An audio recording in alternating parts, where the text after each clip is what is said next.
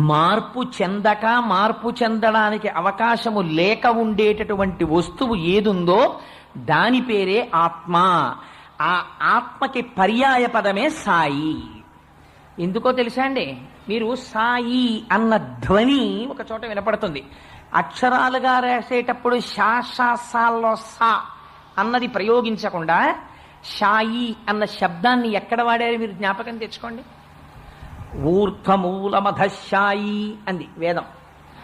పైకి కిందకి పక్కలకి వ్యాపించినటువంటి కాంతి స్వరూపము ఏదైతే ఉందో దానికి షాయి అని పేరు, శబ్దరూపంగా.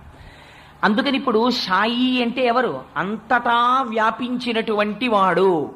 ఒకనాడు ఉండి ఒకనాడు లేనివాడు కాడు. ఎప్పుడూ కాలమునకు దేశమునకు లొంగనివాడై సర్వకాలముల యందు సర్వత్ర వ్యాపించిన వాడెవడున్నారో వారికి షాయి అని పేరు. మీరు మరొక రకంగా